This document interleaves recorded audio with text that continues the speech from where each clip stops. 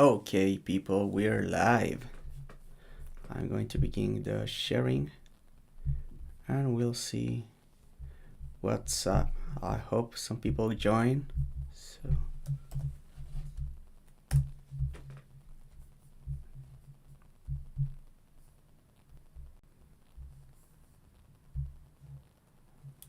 yeah, there it is going right.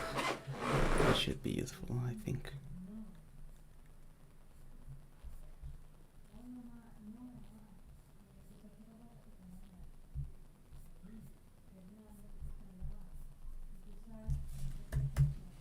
Okay, let's go to Twitter.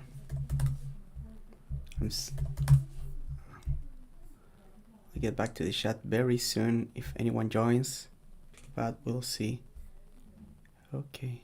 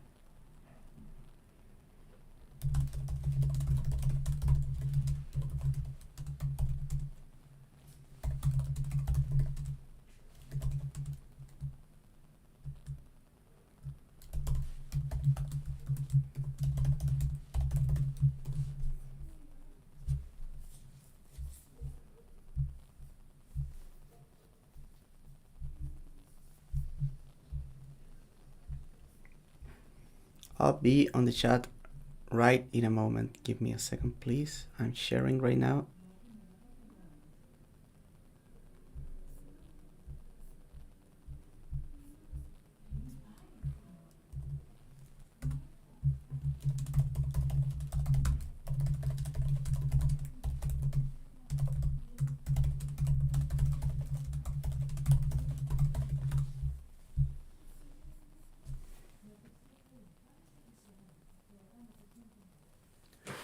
Okay, we'll wait for a little bit for someone to join and we'll go at it. I need to get my...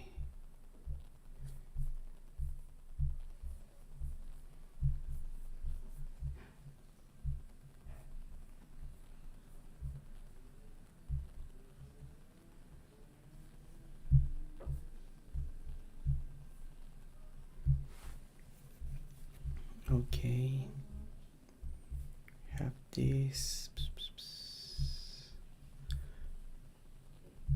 changes, going to blue sky.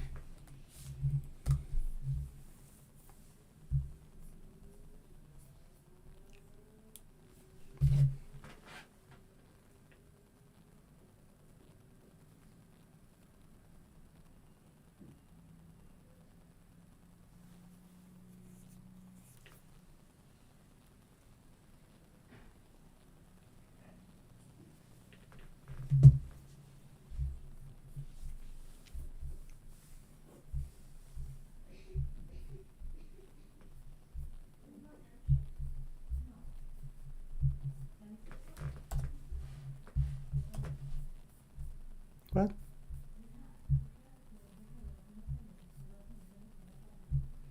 Hey Sharon, what's up? Happy to have you here, even if it is for just a while. I'm about to begin anyway, so...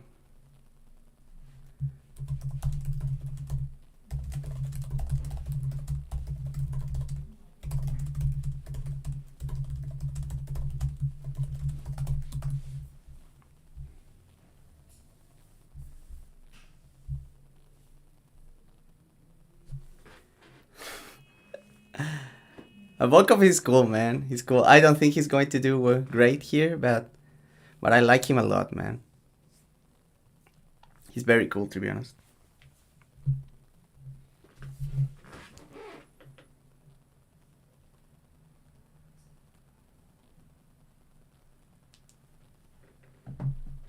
Yeah. It seems like not much has changed. Like, and there's quite a few like differences in the because this is only like 3 rounds and it's big cage as opposed to small cage. But I don't think either of those change things much. Maybe like Volkov can like sell out, being more aggressive this time around. That would be good for him. Like, I think he should try to like just bang it in the pocket. Like, it's dangerous for both, but I feel like it gives Volkov a better chance. Like, if they just bang it, like, I mean, if they just like stare at each other from distance, I feel like Gane has his number.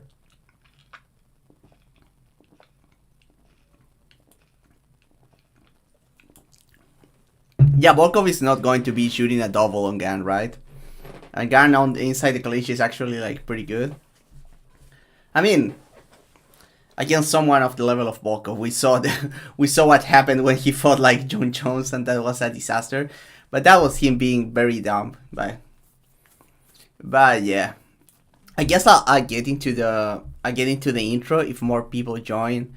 That's cool, but I need to get going because there's like 13 fights in this bitch, so I better get going, right?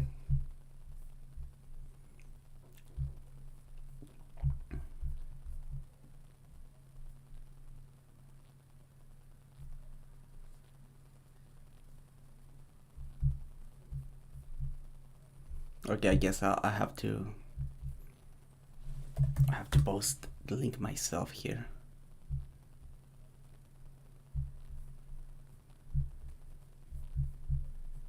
Yes, I'm going to put this myself. Okay, I'll be sharing a little bit and I'll begin.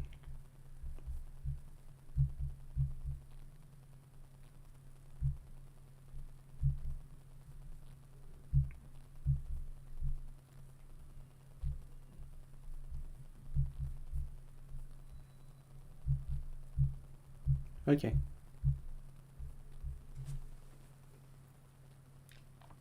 Yeah, I think Volkov would do fine because like current day John Jones is not going to like. I mean, Volkov is kind of hard to take down with like a double leg against the fence, and like taking down Volkov inside the clinch seems rough, right? So that seems like a bad matchup for Jones. I mean, Jones could still like win a slow kickboxing fight like Gane did, but I feel like Gane has a style that it's like better suited to win that kind of fight against a fighter like Volkov. So that's interesting.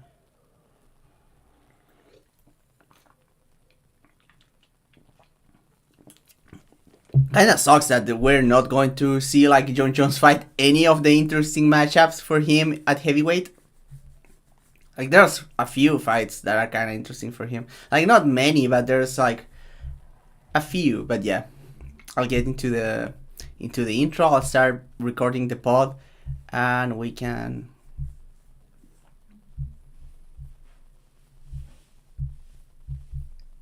start talking about fights.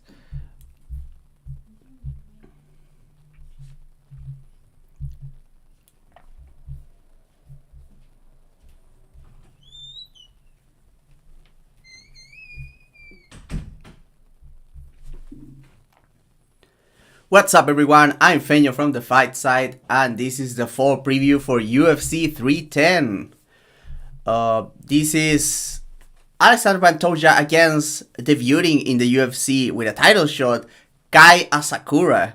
We have a very intriguing co-main event that it pits two top welterweights, not for an interim title, but in a 5-round fight. We have the Nomad Shavkat Rakhmonov against Ian Machadp-Garry.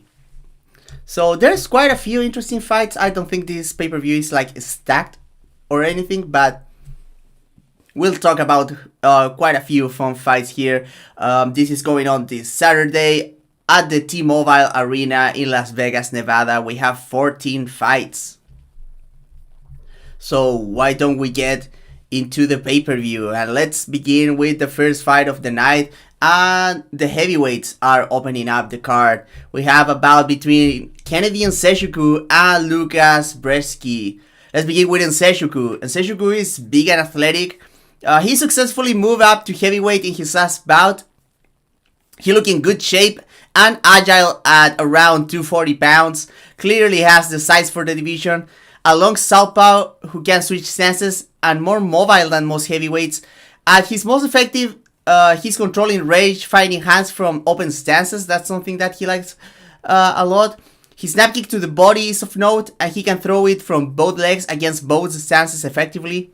He makes sure to angle after his attacks and has shown some proactive head movement, but he has been vulnerable to straight attacks, particularly from his right side. Same time counters are also a weakness. The clinch is his strongest area, but there's still a bit of an unknown with how his physicality will hold up there, but shouldn't be a problem with his size. He uses his long levers well and can land knees and elbows from a variety of positions, favoring wrist control and a whizzer. He can get takedowns from the clinch as well, hooking the leg from the body lock to floor opponents or to get to the back and work mat returns. Takedown defense has been suspect when forced to chain wrestling, but he's a solid grappler overall, patient from the bottom, waiting for opportunities to escape or wall walk, imposing from top position with big ground and pound and fundamentally sound positioning. He's tough and well conditioned. His lack of depth in multiple areas can get him in trouble if he gets stuck in any particular area. And against him we have Brzeski, a lucky kickboxer, active, maintains good volume. At range, Brzeski likes to fight behind leg kicks and his lead hand. He's a capable jabber, but he prefers to use his lead hand to measure and hand fight. Most of his best connections come from his right hand, effectively playing the changeup between the overhand and the uppercut. He goes to the body a decent amount, and his straight right hand to the body is one of his best weapons. Footwork is a bit wonky, but he makes sure to angle after his combos and can pressure well on the front foot. He shifts a lot when trying to close the distance against fleeing opponents, and that can expose him to counters. Decent fear layer defense. He can slip or parry single shots consistently, but his defense falls apart in prolonged exchanges, as his feet get messy and his head can stay on the center line. He's solid in the clinch, does a good well of punching his way out of collar ties, and connects during breaks. A takedown defense has been an issue for Brzeski. He can work get-ups, but it usually takes a toll on his gas tank. His grappling is functional, but can tend to rely too much on turtling to get back to his feet, so that could be dangerous against the few guys on the division that can take the back. He has decent conditioning for a heavyweight and he's very tough, but shallow defense and lack of takedown defense don't mix well with his average power on the feet. I was expecting to easily pick Nzechukwu here, but Brzeski brings some interesting propositions to the matchup. He's mobile for the division and almost as long as Nzechukwu. He goes to the body and can shoot straight shots, and we've seen how the straight shots from the right side are probable for Nzechukwu. He's also good at punching inside the clinch and connecting during breaks, and you know Nzechukwu like his clinches. That being said, Nzechukwu will still be the longer fighter, especially if we factor his long kicks. Kennedy probably has the cardio edge too and might be able to get takedowns. Probably competitive early, but Nzechukwu takes over as the fight progresses and finishes on the ground in round 3 with a submission. So let's get back to the chat.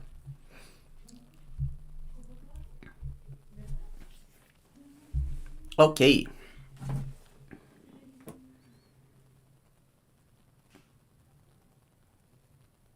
Let me check a few things and we'll get into the second fight.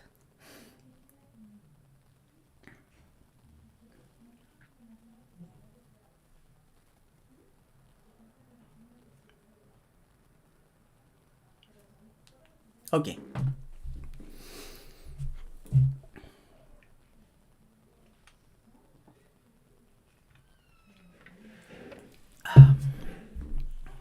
Monster energy drink, baby. Okay, let's get into the next one. What is it anyway? Oh, it's Guida versus Hooper. Okay.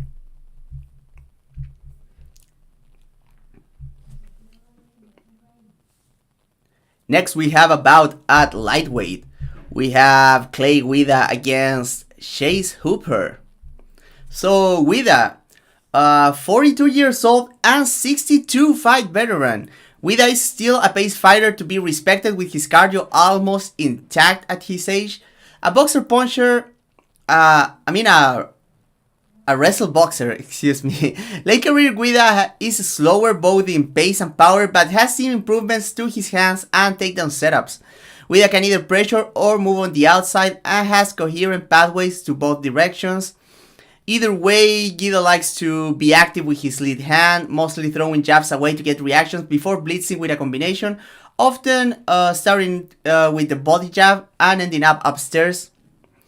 Guida likes to advance behind hooks from both hands, he packs decent pop and can loop them around guards of retreating opponents.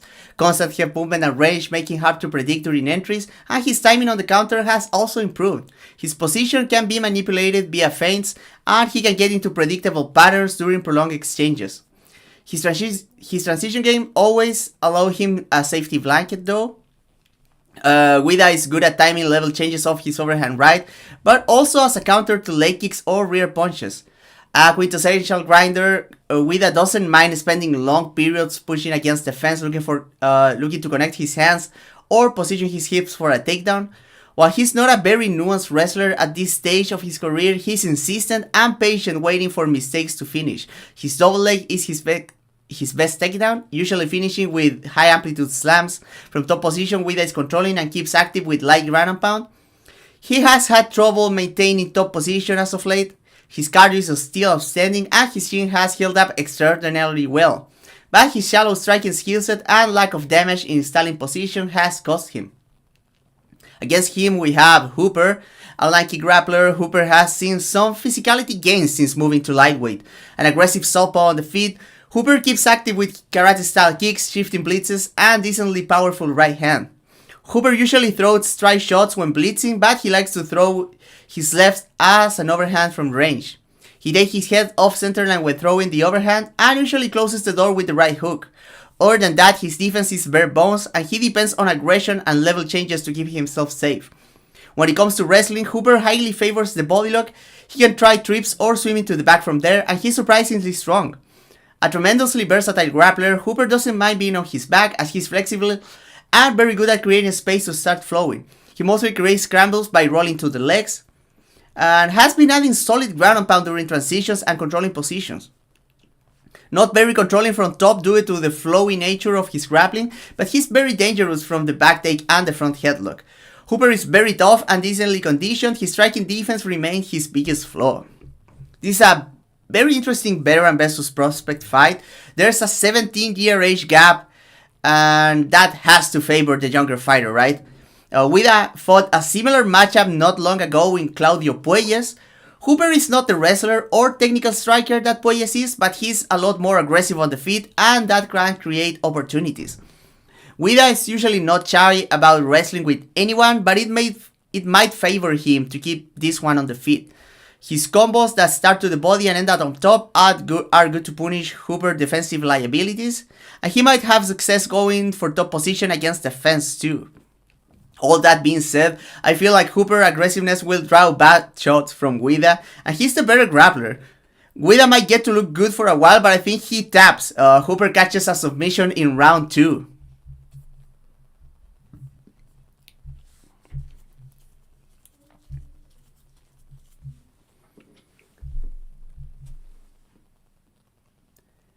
I'm not a Hooper enjoyer, but Guida probably just too much of a do the same thing over and over machine to have too much success. Yeah, I feel that is that, right? I feel like Guida will get to look like pretty decent boxing Hooper at times, but I feel like, yeah, he's going to do the same stuff over and over again, and I feel like, especially with Hooper being like so long and a southpaw. Hey Badger, this is Badger. Welcome Badger. Very happy to have you here. But yeah, the thing is that Guida being like so short, and he's going to do the same entry a million times. So he's either going to get hit like very hard by Hooper eventually, I feel, or Hooper is going to like catch a guillotine or use the front headlock to transition to a crazy submission, right? I feel like that's probably what's going to happen. I don't trust Guida to... Yeah, Yeah, pretty much. I don't feel like some people have some faith on Guida like being able to like grind a decision on top of Hooper, but Hooper is like super versatile as a grappler. I don't think, and Guida is not like very good at controlling people anymore, so I don't feel like that's the path, right?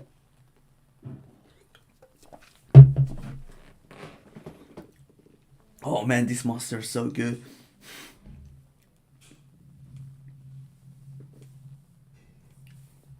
Let me check a few stuff, and I'll go on with the next fight. Okay. What's the next fight anyway?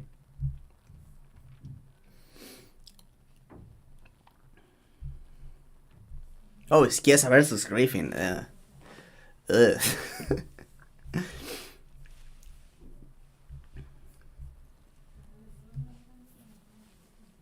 We move up one division to welterweight. We have a bout between Michael Chiesa and Max Griffin.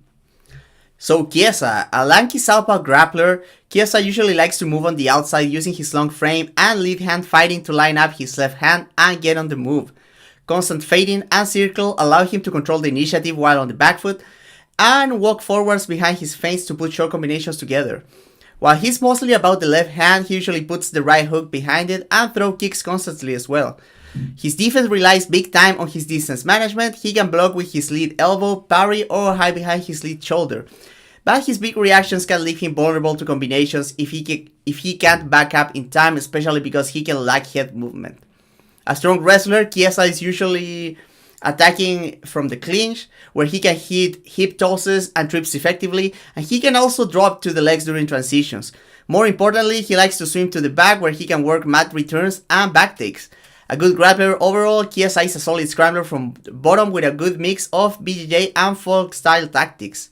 From top, he's heavy and passes methodically, and his ground and pound is also solid. A rear naked choke specialist, Chiesa is very agile getting to the back from a variety of positions, and he's very good at closing the deal.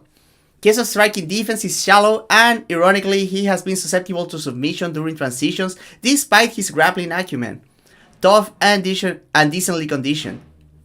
Against him we have Max Griffin, a well-rounded fighter. Griffin is a bit on the jittery side, always moving a lot but also constantly feigning. He likes to fight from a long range, usually closing the distance with explosive movements. His right hand is his most consistent weapon, but his leaping left hook is also of note from range. Decent on the counter, especially timing the cross counter over the jab. He has good footwork on the back foot. Moving forwards, he can tend to follow opponents though. He moves his head when throwing his counters and after his combinations, but defense relies a lot on spacing. A solid grappler and wrestler, Griffin uses his decent athleticism to urgently fight off takedown attempts. From top, he maintains a solid base and can land ground and pound, but he's not a remarkable submission threat. Griffin is skilled everywhere and has the physicality, but his volume and gas tank have been inconsistent throughout the years. He also lacks like an X factor and depth to take cover during like very close fights. So yeah, Griffin is solid at dealing with southpaws and is a solid defensive grappler, so he has that going for him in this matchup. He might get to Chiesa early in the fight with his right hand. That said, Chiesa is more likely to move on the outside and Griffin is not as good pressuring. Might be ugly early, but I feel like Chiesa's more consistent output and movement will either tire Griffin with his contact explosions or will make him drift.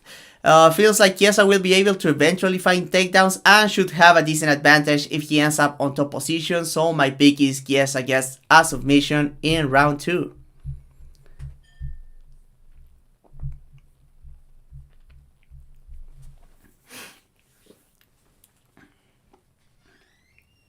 Hooper is pretty real as a grappler and has modern bottom game relative to actual sport BJJ, where Clay has a 2005 MMA fighters. Yeah, pretty much.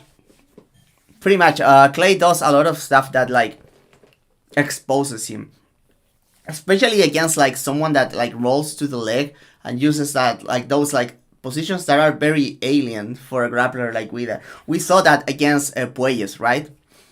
We saw that. I mean, that was a crazy roll for an Ivar by Puelles. Like that, it's not like Hooper is going to do the same, right? But it goes to show you that Guida is not so familiar with those positions, right? And the way that he postures from the close guard. It gives a lot of openings to going for the legs.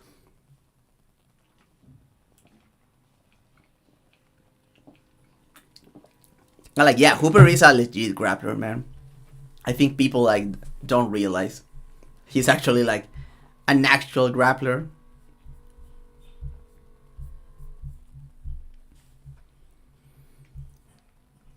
So we'll get to the next fight.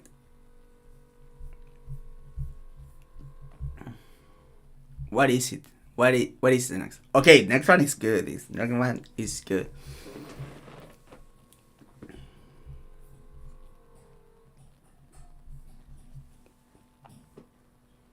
Next fight is in the same division as our main event.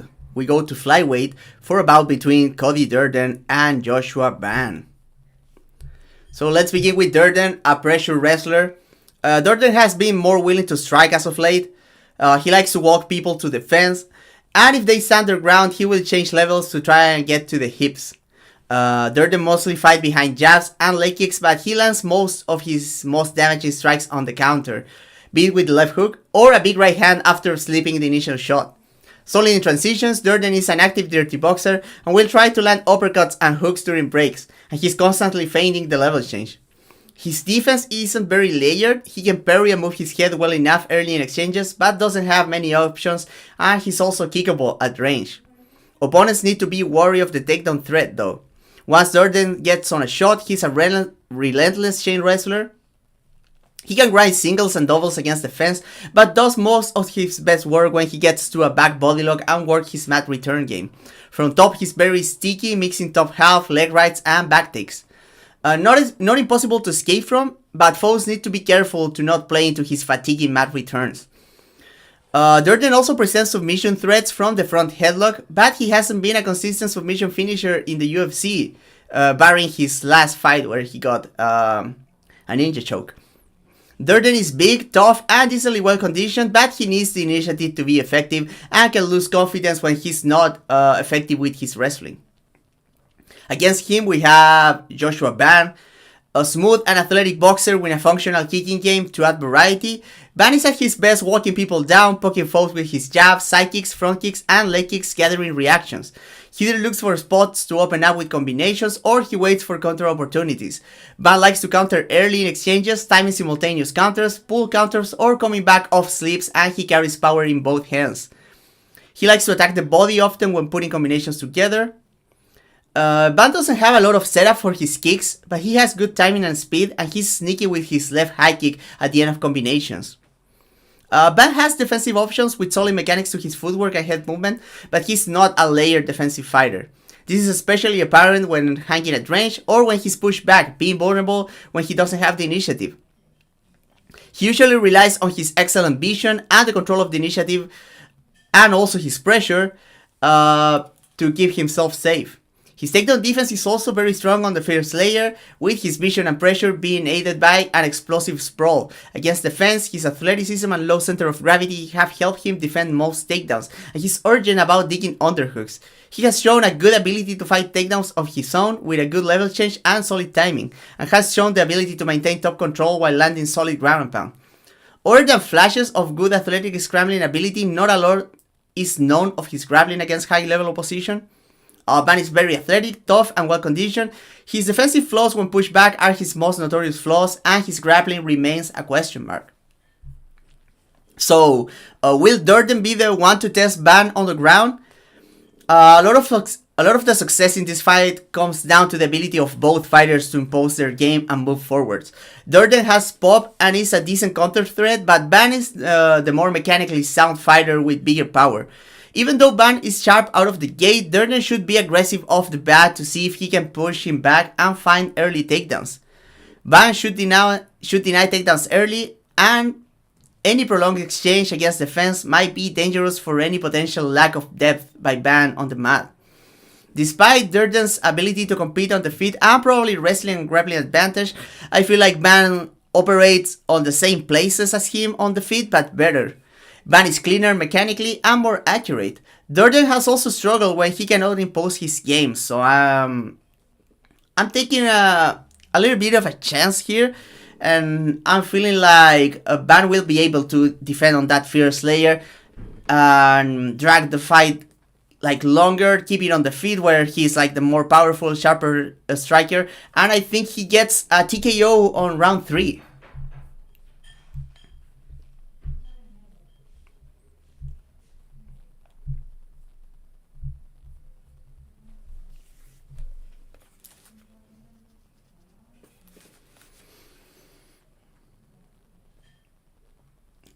Yeah, cool. Durden versus Ban is very cool, especially because we really want to see Ban against a wrestler, right?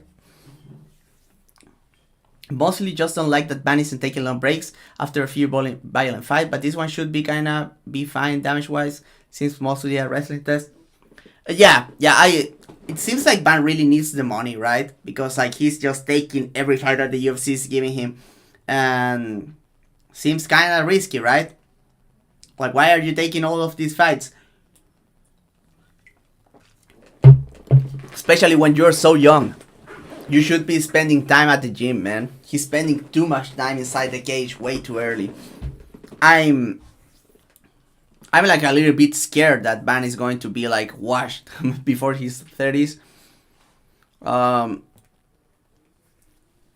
Because like, yeah, I mean, MMA fights are brutal and camps are brutal too, so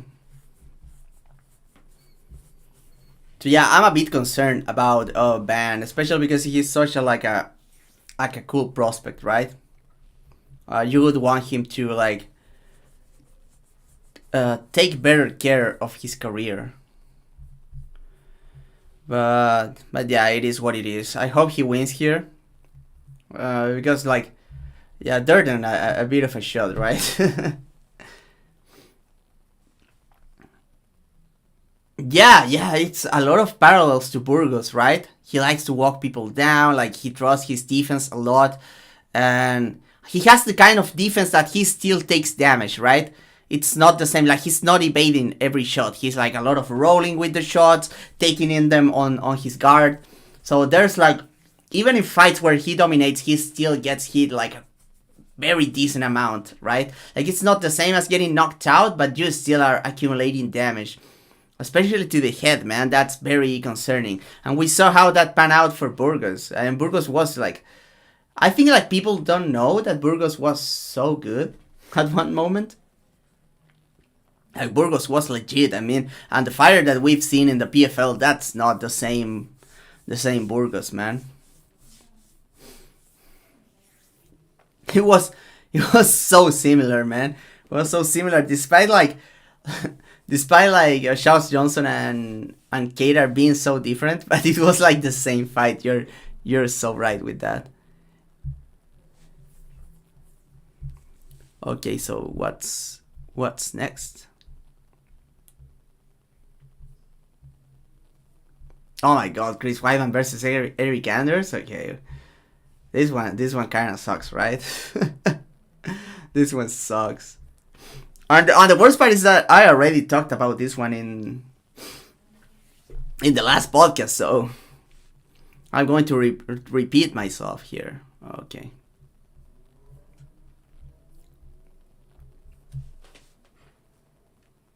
Next, we have a middleweight bout between Chris Weidman and Eric Anders. And I already talked about this one for the last pay-per-view, but the fight didn't go down. But let's go quickly through this one. So Weidman, former middleweight champion and grappling phenom, while he looked a bit better the last time out, he's still a far cry from his former self. Weidman fights at range behind an outstretched lead hand, looking for a spot to land long kicks or manipulate the head of his opponent with the jab for punches. Weidman has a predilection for the rear snap kick to the body. A lot of feigning with his footwork, shoulders, hips, and also level changes help him maintain the initiative. Long range helps him with his defense, and when he swamps opponents against the fence, he will post on them to help his defense, but his head movement can be lacking. Reflexes and reactions to being hit have taken a big hit. Weidman is still strong from the front headlock. He will attack with knees or snap down opponents from there. He's still the owner of a clean single leg. His physicality has also deteriorated during wrestling exchanges. He still can chain attempts with good change-ups between different finishes from the single to double and high crush lifts, but he's not as dynamic as a scrambler anymore. Weidman still can be controlling from Reyes against the fence and still has submission abilities. If he hangs himself on his back, he's still a capable mat wrestler and he's quick to get to a leg to wrestle his way up to his feet. Conditioning starts to shake during the second half of a fight usually nowadays. The striking defense moving back and lack of dynamism in his wrestling in open space are the biggest issues for current day Weidman. His mind also seems to drift away the longer the fights go. Against him we have Anders, a physical southpaw. Mostly likes to walk people down to the fence fighting with the lead hand. He prefers a low volume affair but will throw more against more aggressive foes. Anders likes to enter off his jab or a scooping lead uppercut before throwing his looping left hand, sometimes framing off his opponents. An uppercut offers variety during exchanges inside. Anders can lose track of his positioning during prolonged exchanges and can be hit there, but he packs power on both hands, so it can be a double-edged sword for his opponents. Lack of head movement at range is also a problem, mostly relying on his lead hand, control and spacing to keep safe. Still a strong presence inside the clinch, Anders is hard to move around and he can score damage with knees to the body. He also likes to attack single legs against the fence, but his finishes aren't pretty much great. He's more effective when allowed to clasp the hands for a double leg. Anders is a solid grappler from top and bottom positions, usually opts for control, but he can land heavy ground and pound if he gets to a dominant position or gets control of a wrist. Anders usually gets tired during fight, but maintains a consistent fighting style late into fights. He has a good chin, but he can get hurt when he's blindsided. But despite that, he has shown solid recovery and he's very tough. Low output and defense inside the pocket are the biggest problems for Anders. Anders is a southpaw with limited reactions and not a high output. All of these things are good for Weidman, that is pretty used of fighting southpaws and doesn't like a very high output fight nowadays. On the other hand, Anders will be the bigger hitter, is solid defending takedowns, and will be physical inside the clinch. Even at this stage, Weidman still has some key advantages skill-wise, but Anders plays a more coherent game for their current state and skill set. Anders might struggle with the kicks early, but I think he will defend takedowns and win ugly exchanges against the fence, so I'm guessing that Anders win a decision. To back this up, I thought like Chris Weidman doesn't look in great shape as of late, especially because it was Anders, the fighter, that pulled out in the last time that they were supposed to fight at UFC 309. And it was Weidman, the one that looked like not in great shape on the scale. So yeah, I mean, I'm going Anders with decision here.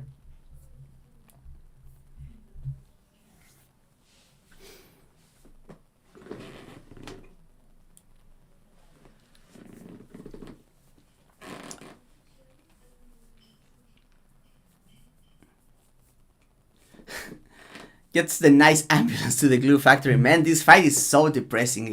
This one is awful, man. Such a bad fight. And it makes me mad that it didn't happen the first time around, right? Like, yeah, it should have been like, okay, let's get rid of like Weidman versus Anders and that's it. But no, we still have to deal with it for a second pay-per-view in a row, man. Like, who cares about this?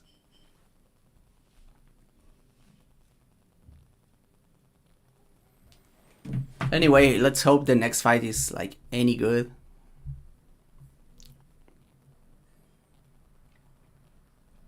Brown versus Battle. This one is kind of interesting. Like, it's not cool, but it's like, it's alright, you know?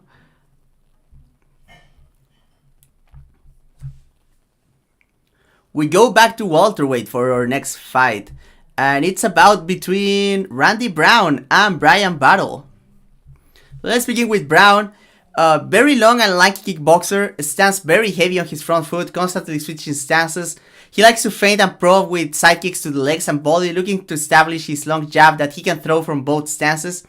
Likes to double and triple his jab, adjusting his feet to fire his rear hand or to kick retreating opponents. And he can also use his straight shots in conjunction with throwaways to manipulate head movement of foes to land punches or leaping knees. Tricky to hit to the head from range as he maintains a long distance, usually driving counters to slip deep to one side and then pull back from subsequent shots. This head movement sequence can become predictable against combination punchers and can expose him to takedown entries though. When he starts moving his head, he also exposes himself to leg kicks. Defense is a lot less effective against defense without room to move back and when he gets his hips squared.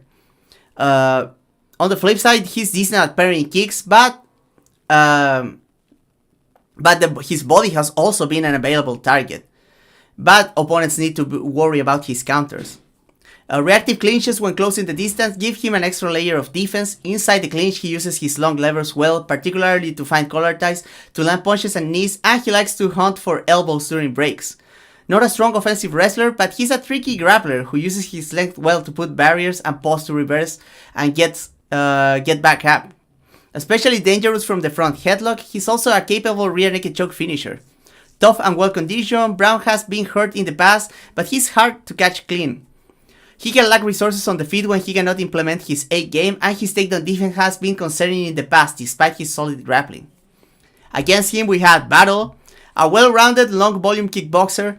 Battle has made improvement to his boxing, especially his ability to throw relaxed volume and put combos together. His kicks are powerful and allow him to compete at long range. He's also a dexterous kicker with good variety. He usually weaponizes his length and his volume to take over fights and make up for a lack of depth to his striking. Defense mostly consists on spacing and his high guard, but he has good eyes and awareness and seems harder to hurt than it would look with his lack of head movement. A good transition fighter, grabbing clinches also offer a form of defense, and he can flow between his combination punching and smothering with clinches. Knees and elbows from the clinch are also a strong point, particularly if he gets to collar ties. Battle is willing to grind takedowns against defense if he feels he has a grappling advantage. He's not a nuanced offensive wrestler, but he's physical and insistent. Good fierce layer of defensive wrestling thanks to his length and physical strength. Has had trouble defending against chain wrestling against defense. A solid BJJ player from top position, he mixes good positioning with punishing ground pound and submission threats during transitions. From his back, he's hard to hurt as he styles well and is good at recovering guard, but his ability to get back up has looked lacking so far.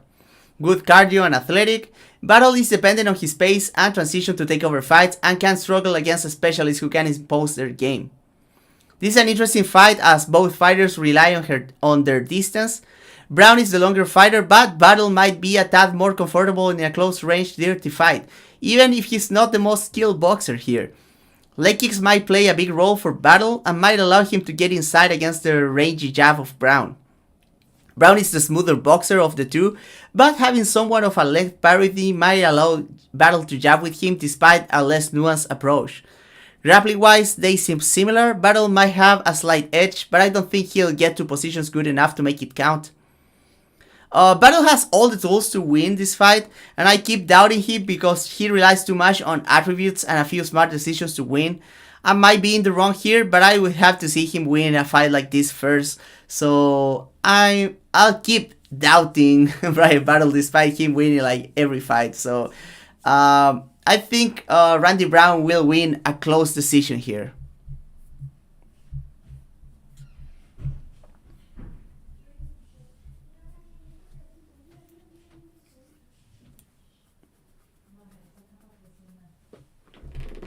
Hey, cool, I listen, what's up?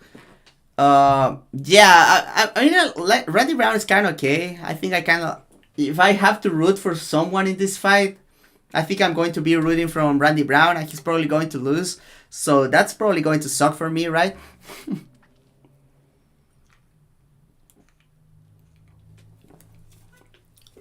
I don't know, it's not that I'm not picking a Battle because I don't like him. Is that he looked kind of sketchy with the... He looked kind of sketchy with the range parity against that French city kickboxing guy, right? And I feel like Randy Brown is like a lot harder in those situations because it's not like Randy Brown is like super easy to hurt unless you are like a massive puncher, and I don't feel like Battle is like the kind of like Jack Della puncher that puts you out, right? So yeah, man.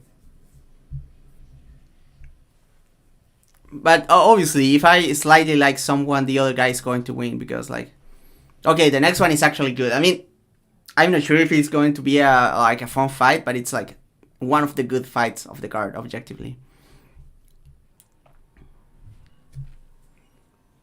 We go to bantamweight for our next fight, and this is weirdly still the prelims. We have a fight that might be a title eliminator between Movsar Evloev and Aljamain Sterling. So let's begin with Sterling. The former 135 champion had a successful featherweight debut. Seems like he put on a decent amount of size and he's carrying it well. Versatile in his movement, Sterling is comfortable moving on the outside, kicking from neutral space or pressuring foes behind the threat of the takedown. Not as long as this new division.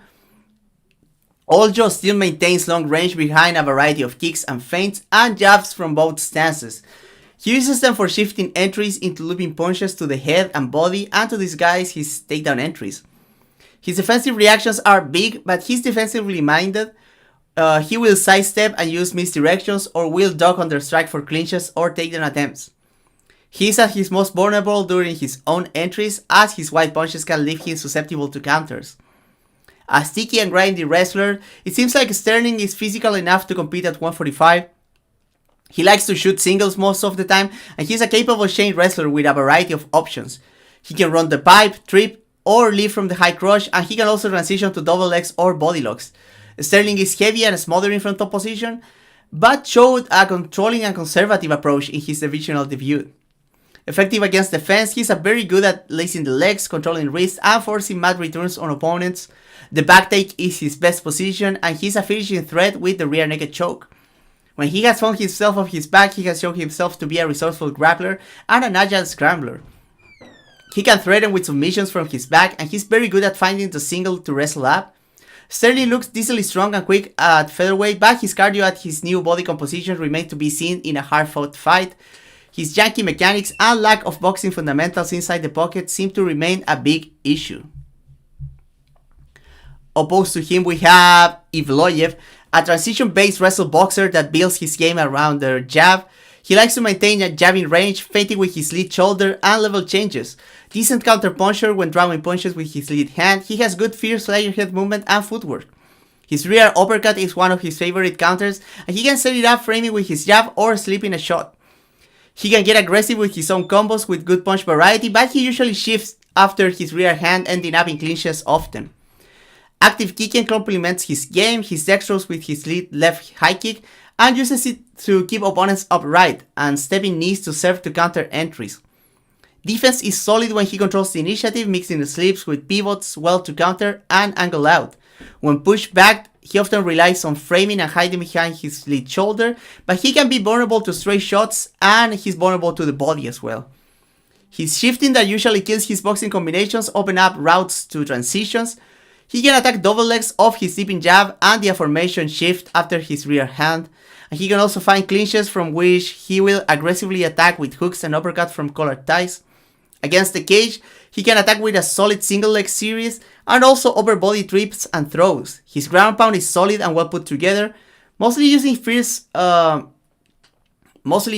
control and rise to attack with punches while foes work to get back up. His top control is solid but not impossible to get back up from.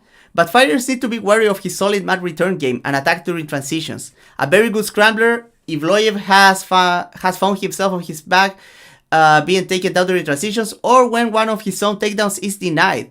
But he's resourceful, able to wrestle up from a variety of positions, attacking grips well, or using the Kimura to avoid conceding control.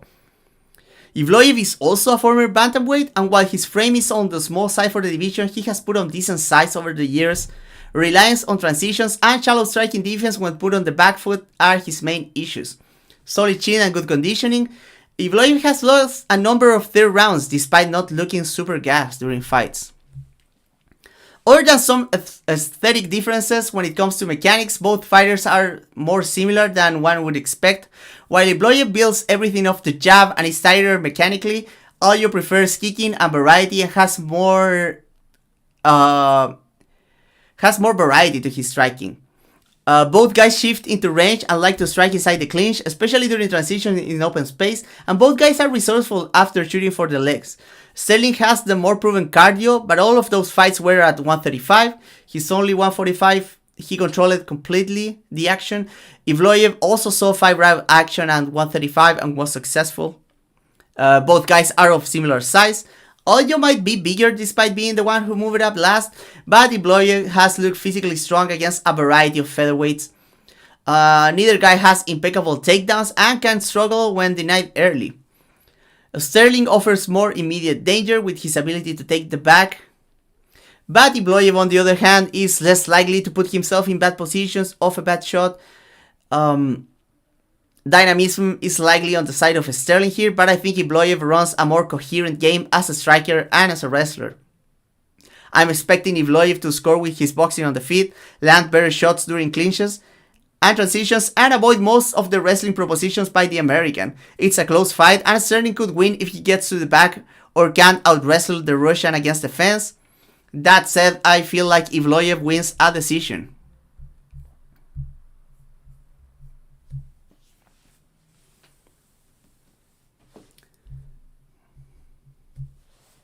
This whole card is just guys I don't like, so I won't be sad when one of them lose. Guy who robbed Allen versus guy who sat and watched Gator. Oh man. Yeah, I feel like Arnold Allen is probably bad for Sterling, right? Gotta be. His wrestling is kinda ass though, so I wouldn't be so sure. Base Nate Landwehr, we're going to be talking about our woke king, Nate the Train, in a little bit. I'm very excited about his fight, by the way. One of the best ones here, for sure.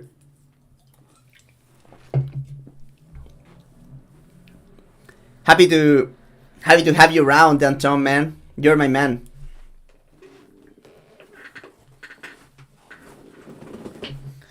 The enemy of all you, South Korean hero, Nate the Train.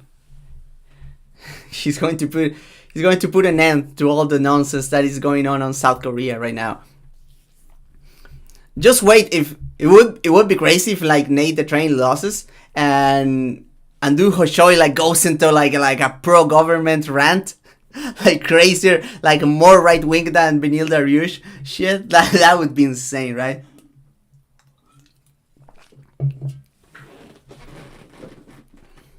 Choi starts going like, people from Korea, we have to support our president. What's going on? That would be insane, man. We have to accept martial law.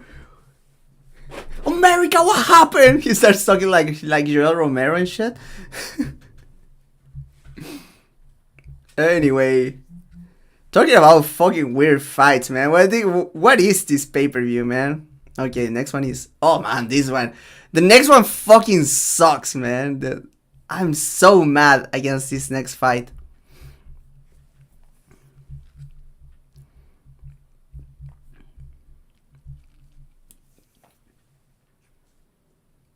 And we're back at welterweight for the next one. We have a fight between Vicente Luque and Themba Gorimbo. So let's begin with Luque. Formerly one of the most dangerous strikers in the division, with an almost as dangerous opportunistic front headlock submission game, Luque has simply not looked the same since his Bilal Mohammed rematch, and things seemingly got worse after suffering from brain bleed in his Geoff Neal fight. During his prime, Luque was a powerful striker and owner of one of the deadliest left hooks in the game.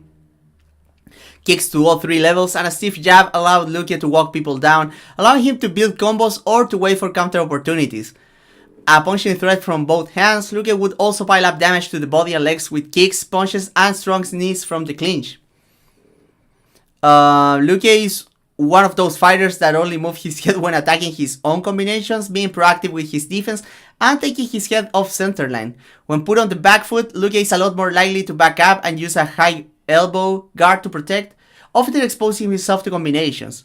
But his check hook gives him defensive options, especially to get his back off the fence. Luque has historically been a solid wrestler, defensively and offensively, but both aspects have seemed to take a hit in later years. He has been especially susceptible to being taken down when he's moving to shots. Still a physical presence and a large welterweight, his dynamism and speed have taken a hit, meaning he usually has to grind takedowns against defense if he wants to go that route.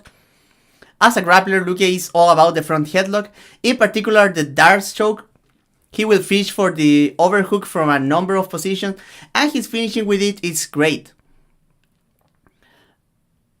It is hard to tell what the problem is with Luque, other than wear and tear and a scary brain injury is probably also related to confidence. He's not as comfortable getting into exchanges anymore, and he's playing a more reserved game. While still skilled, he can run out of ideas when getting to the pocket is not his endgame anymore. And this accentuates some of his problems against mobile opponents and open stance matchups. Cardio seems to still be there, but his once legendary durability seems average at best now. Against Luque we had Gorimbo, a janky but athletic, well-rounded fighter. Gorimbo is one of Colby Covington's main training partners, and it shows, especially in the way that they work transitions. From range, Gorimbo looks clean when fighting behind his very long 1-2 and powerful leg kicks, but things get messy after the second punch as his punches are super wild, but he packs power that needs to be respected. Same goes for his kicks to the body and head. The mechanics are certainly janky, but he throws with power. His aggression, power, length, and transitions give him a safety blanket, and his head movement and footwork also fall apart during prolonged exchanges. While he can pivot well inside the pocket, when he has the initiative, he will cross his feet trying to extend combinations. Aggressive inside the clinch with hooks, uppercuts, and knees, Gorimbo is usually looking to transition to the legs for takedown attempts. Not a finesse wrestler, but Gorimbo has okay fundamentals, and he's big, long, and athletic. Mixed with his good sense of timing, he's a present takedown threat. He's solid from top position with good passes, but he lands most of his best ground and pound in transition using rights from the back. Strong with wrist rights, Gorimbo will work mat returns and mix in big shots to the head when smothering opponents against the fence. He's also not shy about taking the back. He's an agile scrambler despite his size and janky mechanics on the feet. He's tough and very well conditioned. Gorimbo's flaws come in the form of his shallow approach and reliance on physicality. Might have trouble getting stuck in a single phase. Luque was getting ready to fight a very old Nick Diaz. Now he gets a rising athletic wrestler here. Luque has some tools in this matchup. His counter-punching will probably come in handy if he uses it, as Gorimbo can be a mess when putting his hand together. And Gorimbo's willingness to dive for takedowns inside the clinch might open up opportunities for Luque to play his front headlock game, especially if he has a wizard during the takedown to hunt for the darts. That being said, the level of activity of Gorimbo and his transition-based game seems nightmarish for the version of Luque that we have seen as of late. So the only logical pick that I can make here is Gorimbo by decision. Man, this fight sucks. It just sucks, man. Okay, let's read some comments. Who's coming out in favor of Bro, if Bryce Mitchell wins, feels like a non-zero chance he brings that up. I mean, Bryce Mitchell being against seatbelts is one of their crazy, wildest shits. Especially because he went so hard against seatbelts, but then he said oh, but I put one on my baby, right? And the reason that he doesn't one of the reasons that he doesn't like seatbelts is because it's the government, man. The government cannot tell me what to do, man. But also it's I want to have the action of duck and roll. Duck and roll what? You're not rolling out of a car that is going 100 miles per hour, man. What the fuck are you talking about? Anyway. The Rock should take the house back, to be honest. Oh, man. We always make the joke that the Rock should take the house back, and it always makes me laugh, man. It always makes me laugh.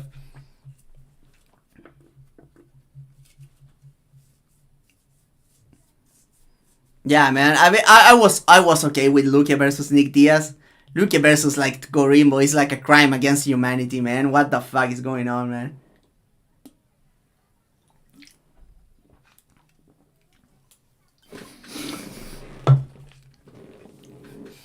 Gorimbo's hombre possesses as the Rock cashes in his reposition class.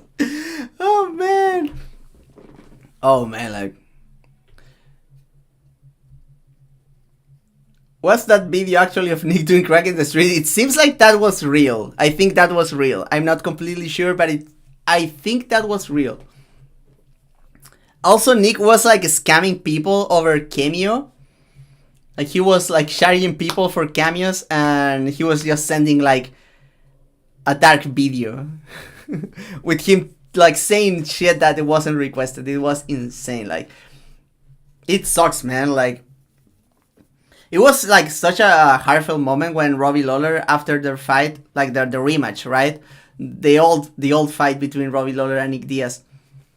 He was asking like he asked Nick Diaz like, "Oh, are you doing good?" By the way, I never changed the photo, so I'm going to do it now. Now this is such a mess. We're almost done right now. Like, Jesus. Anyway, Robbie Lawler was like hugging Nick Diaz and was asking him like, "Hey man, are you doing okay in life? We're gonna get better together and shit." And like, Nick Diaz didn't take the word from Robbie Lawler. I'm pretty sure Robbie Lawler would have helped Nick Diaz, man. We missed out on the comeback of Nick Diaz with Robbie Lawler, man.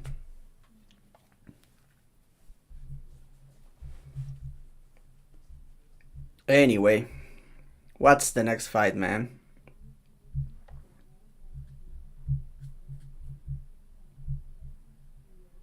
Oh, this fight also makes no sense, man. I mean, this one kind of makes sense, but like, is this really... Like, this should be on the Apex, man. Anyway, let's get to it.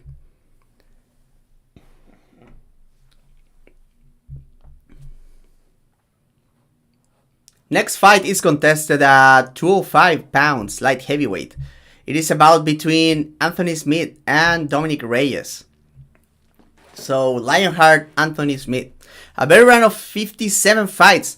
A long and well-rounded kickboxer, Smith is still only 36 years old, but it's hard to tell where he stands in his career.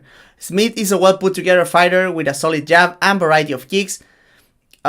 He's at least competent everywhere. A decent counterpuncher threat with both hands, a solid clinch fighter with knees and elbows, and a legit black belt. It is the mental side that presents inconsistencies for Smith. He can be willing to accept the ranges imposed to him by his opponents, and his volume is also inconsistent depending on the fight. Apart from his jab, he has a solid left hook on the inside and a long right hand to punish retreat. He can move his head on the feet, but he usually defaults to his high guard. His ability to absorb shots and the effect it has on his confidence has been somewhat of a lottery as of late. Still dangerous in the clinch with knees and elbows, as previously mentioned, Smith's physicality can be lacking against the larger and most athletic fighters of the division. As such, he has relied on technical trips to get fights to the ground. From his back, he's solid fundamentally, but depends on transitions or mistakes to find his sweeps and reversals. He can be controlled by conservative top players. From the top, he's solid with consistent ground and pound, good positioning, and his rear naked choke and guillotine are some of the best in the division. Issues. Conditioning and toughness are still somewhat there, but his confidence is the biggest question mark ahead of any fight. Against him we have Dominic Reyes, the former title challenger. Hit a rough patch after what many saw as a victory against divisional kingpin Jon Jones. Reyes finally got back to the win column with a win over Dustin Jacoby in his last fight. He's an athletic and lengthy southpaw kickboxer. At his best, Reyes is constantly using his footwork to set up attacks, rear kicks to all three levels, and his trusty left hand that he can land as a quick straight or a sneaky uppercut put fighters in a pick your poison scenario, particularly punishing when he can set up his counters with his positioning. His shot selection is also good at punishing exits, being good at punishing retreats with his straight shots, and good enough exit with his hooks and kicks. His defense relies a lot on spacing, footwork, fierce layer head movement, and intercepting counters. He can become vulnerable during prolonged exchanges due to his lack of head movement. Reyes is a solid wrestler and scrambler. Reyes uses his athleticism in conjunction with some solid fundamentals to keep movement going, and usually likes to wall walk when put on his back. An agile grappler for his size, he presents danger with his guillotine and taking the back. During his prime, Reyes was one of the most potent offensive threats in the division, with athleticism and well-roundedness to back it up. Hard to tell where his durability is right now. Same with the cardio and most importantly his confidence. Other than that, defense when not controlling the initiative, especially during exchanges and when closing the distance, are his most glaring flaws. Reyes might be exactly the kind of fighter that Smith has somewhat made a career out of beating. That is an aging fighter with confidence issues who can lose the plot of the fight. We saw that when he beat like Volkov or Alexander Gustafsson. That being said, late career Smith is himself a big head case, so a lot of this prediction runs in suppositions. Assuming both guys show up in decent form, Reyes should have a decent advantage on the feet, with his kicking and straight punches not giving much to Smith to work with. The open stance matchup favor Reyes. Even if Smith decides to change his stance, Reyes is also more comfortable facing a fellow southpaw than Smith.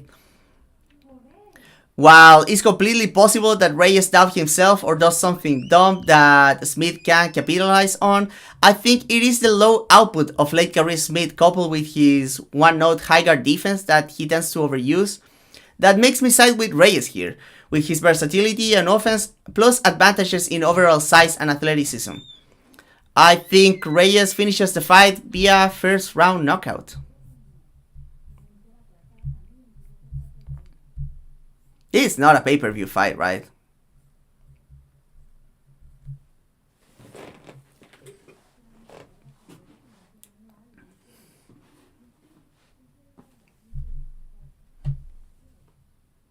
I really want Reyes to win here, man.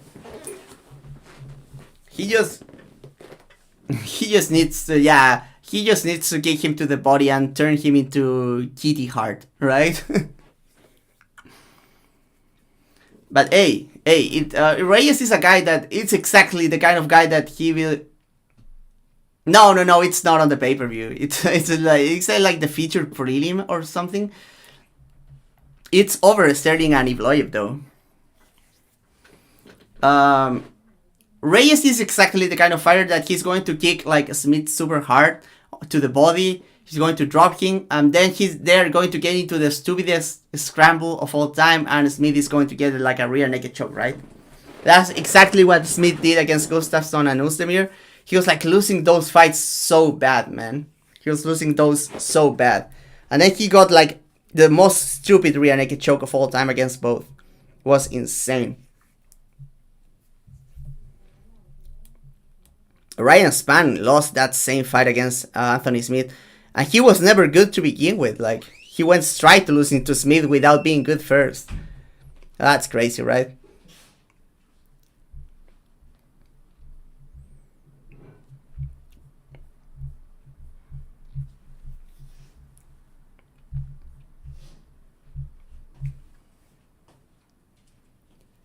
And with that, we move to the main card, excuse me. We have a featherweight bout between Nate the Train Landwehr and Do-Ho Choi, the Korean Superboy. Let's begin with Landwehr. A well-rounded pace fighter, Landwehr is a slow starter, usually trusting his high guard, rolling, decent eyes, and good chin to make his reads in the early going of fights. He keeps busy with low kicks and a long snap kick front kick to the body at range, mixed with his straight shots that come out of his high guard with little tell. While he remains hittable, his counter-punching and pressure alleviate a lot of the defensive hole he presents early on fights. Good with his shot selection, he usually makes reads based on defensive reactions, punishing level changes with uppercuts and circling with kicks. He's the owner of a snappy head kick from his right side that he uses to stand opponent up or attack them during breaks and circling. Knees and elbows from range give him variety and offer threats to fighters trying to close in on him. His boxing combinations also get longer when he gets comfortable. When Landwehr gets going, he's very good at staying on top of his opponent. More than trapping people against the fence, he's more concerned with constantly creating exchanges, wearing on the focus and confidence on his foes. The clinch also gives him another defensive layer. On the topic of clinching, that's one of his strongest areas, with knees to the body, uppercuts to the body and head, and nasty elbows during breaks. A solid wrestler from the clinch and a tremendous scrambler, Landwehr usually shows his grappling chops when he has his opponent tired. Dangerous with the front headlock chokes and solid ground and pound. He shines in transitions and doesn't mind letting his opponent back up if they are working. Excellent cardio, but his chin has been vulnerable early in fights. He has heart for days. The big problem for Landwehr, other than his slow starts, is that his deficiencies can show against fighters controlling the pace and denying exchanges under his terms. And this can augment some of his defensive flaws when pushed back. Against him we have Choi, formerly a first round dynamo. The 33 years old now more closely adopts the role of a crafty veteran, a well-rounded kickboxer with a strong clinch game, as it is common for South Korean fighters. Choi is a boxer who revolves his game around the 1-2. Choi is sharp out of the gate and complements his game with solid low kicks and a good left hook. Decent footwork and fierce layer head movement facilitate his counter punching, and while he's skilled and dangerous with both hands, he has a predilection for the right. Defense on the back foot can get sketchy, but his counter ability and ability to grab clinches alleviate his lack of process. Choi has found a new love for transition fighting. A strong fighter in the clinch, he is very well versed on trips, throws, and foot sweeps from the body lock or 50-50, and he fills the gaps well with strikes, liking knees and punches to the body, and looks for big elbows during hooks. Looks for big elbows or hooks during breaks. Solid wrestling fundamentals under the tutelage of the Korean Zombie. Against the fence, he fights for grips constantly, maintains good footwork, and positions his head well. Guillotines, arm triangles, and back takes are the things that Choi usually looks for on the mat. He has solid base from top and punishes get-ups with ground and pound during transitions. From his back, Choi is quick to post and pressure the head to get to the cage to wall walk, and doesn't accept positions easily. Cardio has been an issue in the past, but that should be under control with his current more reserved approach. Choi is still athletic, if slightly less dynamic, and he has heart and decent durability. Choi can have trouble when he can't establish his range with his hands, and his newfound love for wrestling can drag him into grind fights that don't favor him. Even though Choi is more reserved now, it is hard not to see this fight as a dynamic sharp fighter out of the gate against the builder that drowns his foes when the fights go long.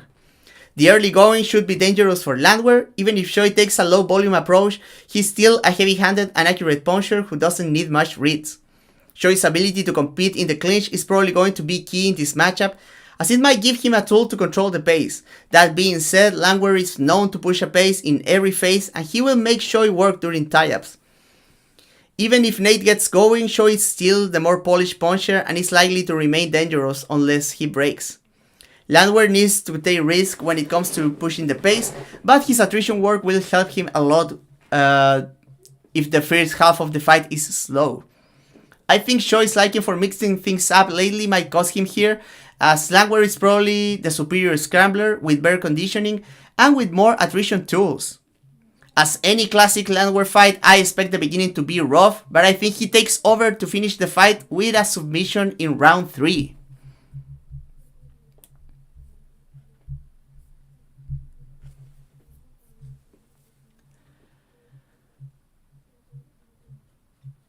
A little fun of Choi, don't think he's amazing, but he's better than he's gonna have a chance to show. Yeah, Choi he's actually like pretty skilled. Like that win against Algio, because like Algio is like designed to beat like those dynamic fighters that get finishes early, right? And Choi like transition into like this more like well put together guy, especially with the. But the thing is that I feel like Nate Landwehr is like a lot better than current day Bill Algio, just because he's like way more damaging. He pushes like a higher pace. Like he's less annoying, because Algio is like so annoying with the blitzes, the karate kicks. He mixes it up more, but I feel like Landwehr is better put together, more skilled, and more damaging. Like he's going to fuck you up if he gets going. So I feel like this is a dangerous fight for Choi. Badger says, feels me for Choi to get his first win in like 6 years. They immediately put him in with a dude who, if he doesn't instantly KO. Yeah, pretty much, but... And it's like double meme because like Choi is not the first round finisher he used to be anymore, right? So I don't know, man, but... It is a cool fight. It is a cool fight because, like, you know, like, Choi is going to make. If Landwehr wants to cook here, he will have to work very hard for the ingredients, right? But I don't know, man. I feel like it's a very cool fight. It's like the fun fight of the card for sure. Oh man, this next one.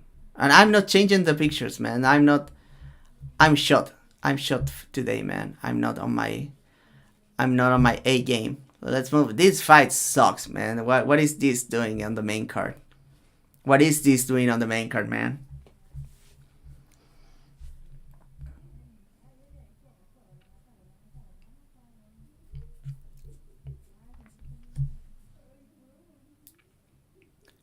We stay at featherweight for our next fight. We have a bout between Bryce Mitchell and Gracie. Let's begin with Mitchell, a grindy southpaw wrestler grappler. From range, Mitchell usually pressures insistently, active feinting hands, and using a lead leg sidekick to the legs and body to line up his rear side attacks. Straight left, body kick, and leaping knee are his usual go-tos. Mitchell can control the initiative well, fighting hands as previously mentioned, but also constantly feigning and using side-to-side movement. And if he makes his opponents bite on the threat of the takedown, he's good at converting that into free strikes. Not a technical striker, but he has some good ideas about moving his head and angling out of exchanges, but his mechanics are wonky. Retreats in straight lance against combinations with level changes into takedown attempts being his best form of defense. A relentless chain wrestler, Mitchell is good at timing his initial shot in open space, usually on the counter. If his initial shot is unsuccessful, he's more than fine grinding single legs and body lock attacks against the fence, being very sticky, usually hooking the legs. On the mat, Mitchell shines as he has tremendous control and transitions, mixing traditional BJJ positioning with wrestling rights. Very controlling, Mitchell has failed to be as successful of a submission artist against high-level opposition in the UFC. His ground and pound also usually fails to make immediate impact, which means that he relies on controlling long portion of the fights to win. He has been reverse going for bad takedowns, but he's a resourceful player from his back and haven't been easy to control. Mitchell is tough, durable, and has good cardio. He usually struggles when fighters can deny his wrestling early in exchanges, getting stuck in kickboxing fights. And against him we have Gracie, a Gracie Jiu-Jitsu representative of the famous family. He's also a southpaw. When he has been forced to strike, Kron is mostly a boxer.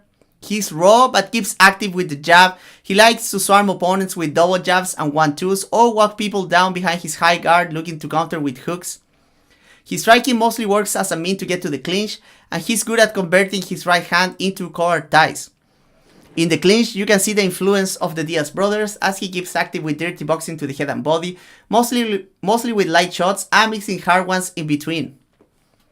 A strong judo player from the clinch with a variety of trips and throws from over-unders, has a preference for the wizard kick from the overside and likes to swim to the back from the underside. Kron is also not shy about pulling guard, especially if he gets wrist control and an overhook. On the ground, he plays a very old school BJJ game. From his back, he's very good at playing the armbar triangle changeup, and his flexibility allows him to take the back from an incredible number of positions, and also to find leg entanglements from basically everywhere to get up on the offensive.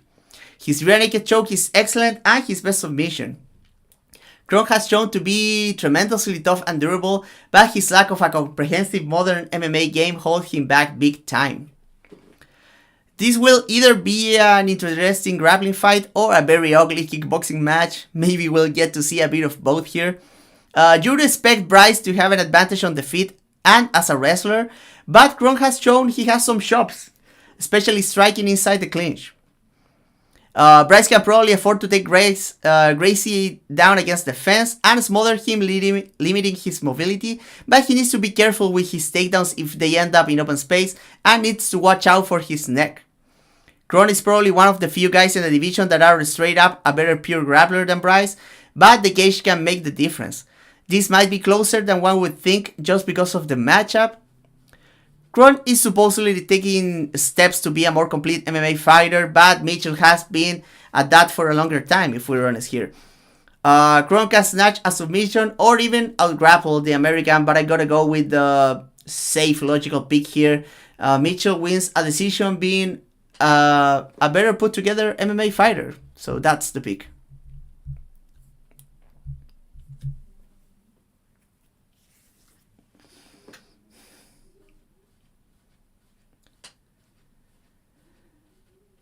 Two guys who get Jordan. No, I feel like Bryce Mitchell washes Jordan, man. Like Jordan's wrestling defense is not that, man, and he's kind of small too. I would love for I would root super hard for Jordan to beat Bryce Mitchell, but I feel like Bryce Mitchell just takes him down and strangles him. To be quite honest.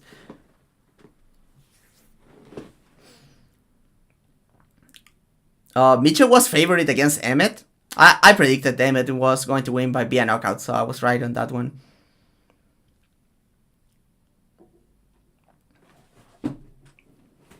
Yeah, I feel like if Kron like strikes like he did in the Kof Swanson fight, like he can make this a fight, but like, do I trust him to do that?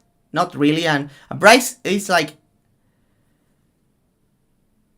yeah, Victor Henry fucks these guys up despite being like way smaller than them. But yeah, he wins that one, those like pretty clearly.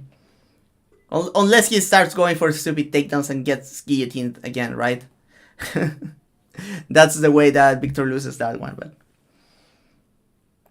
But yeah, I mean, Kron has been talking about how it was dumb for him to not throw punches, and he was like listening to his father, and like, why would you listen to Gracie, man? And that guy is such a fraud, man. Oh, the best fighter in the world, 400 and 0 and shit. Like, shut up, man. Oh, man. What is next, anyway? Oh, it's Gane versus Volkov.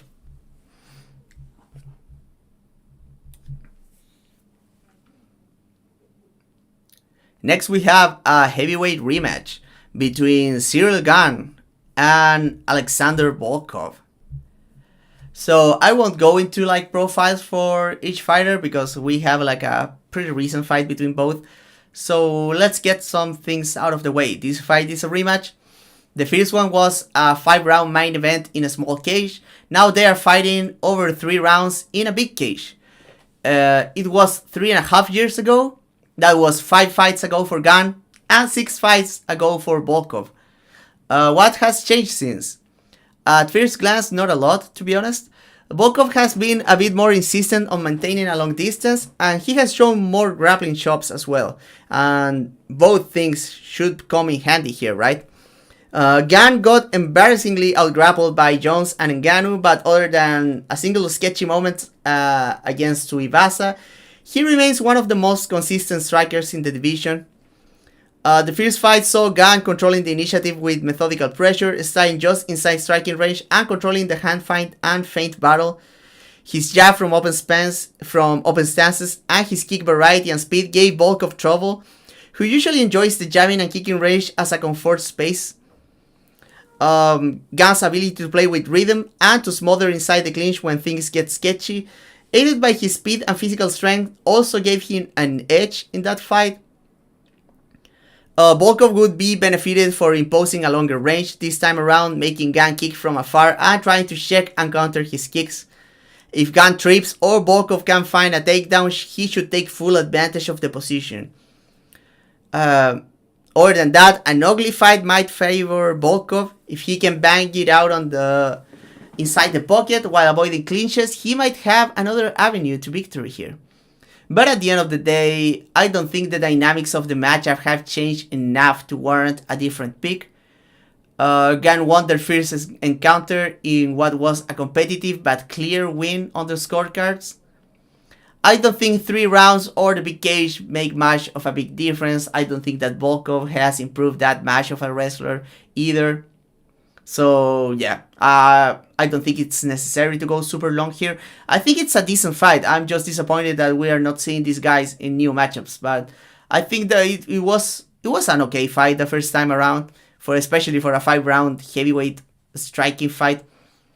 And it's probably going to be like okay again. And I think Ciryl Gane wins another unanimous decision.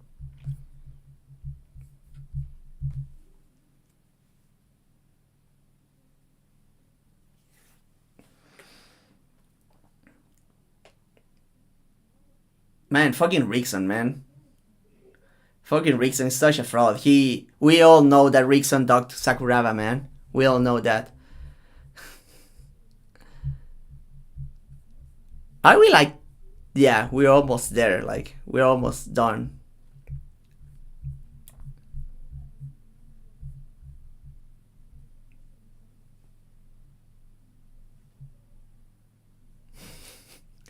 Non-free and pacified now. Cyril Gane is going to become his friend. He's going to become his FIFA body. He's going to fight like a bitch again. Anyway, let's get into the co-main.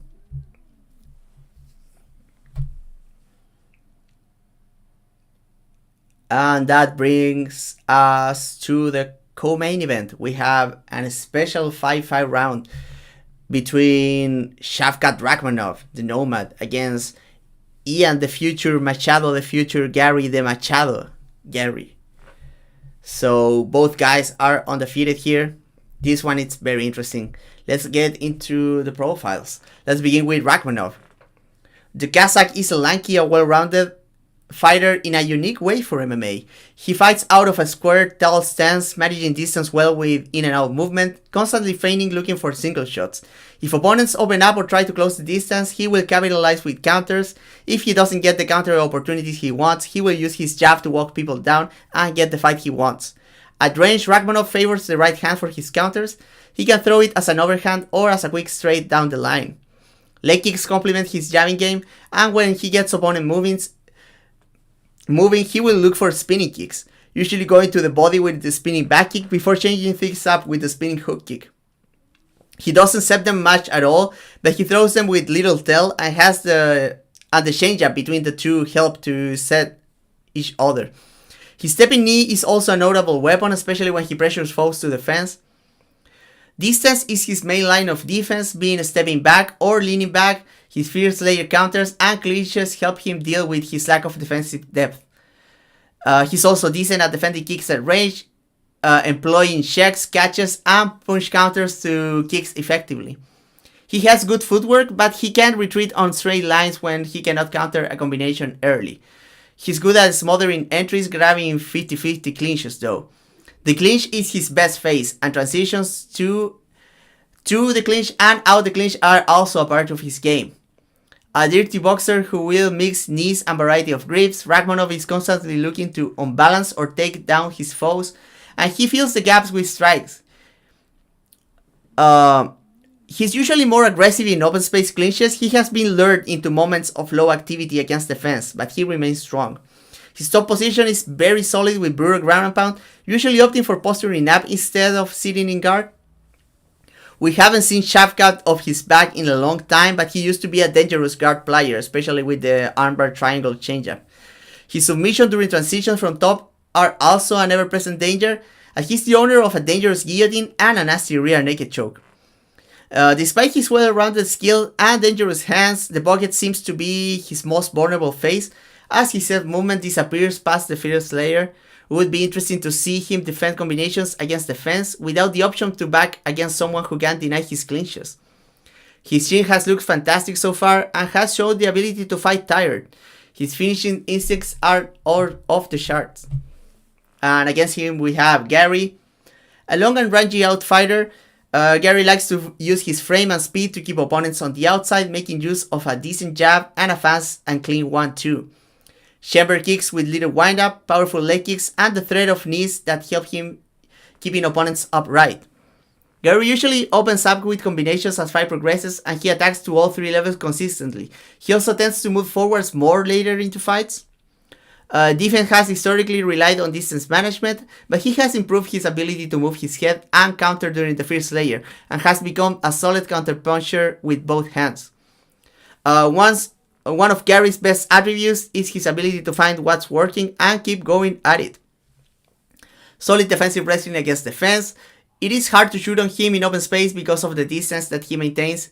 He looks to be pretty strong inside the clinch and very conscious about fighting grips and to remain upright. He has shown more awareness about using the clinch as a defensive tool when pressed or when he's done with his combinations later into fights.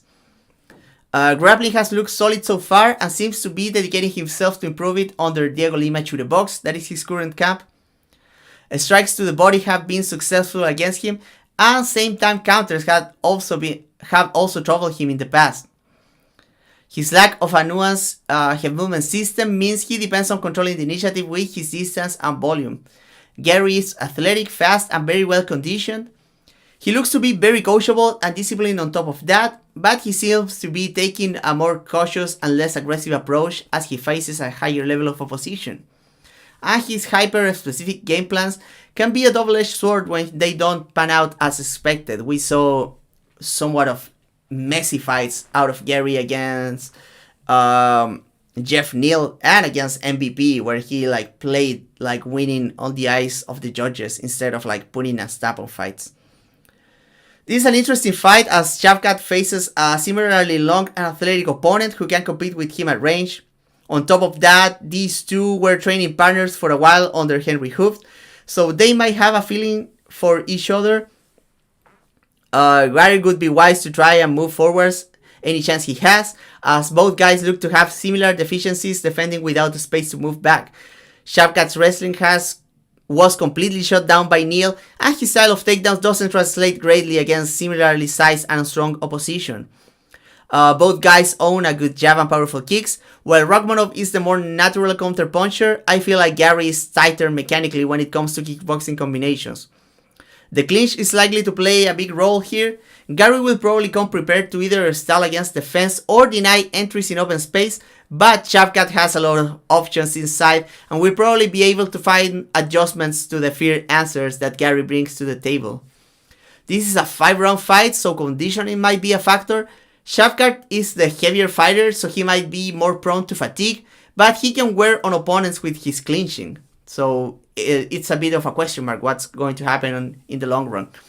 I think Garry has the style and tools to make this a very interesting matchup, especially if it ends up being like a range kickboxing fight, but I gotta link with Rakhmonov because of all the options he has inside the clinch, plus him being the bigger puncher and more immediate submission threat. So I think Rakhmonov finds the knockout in round 3.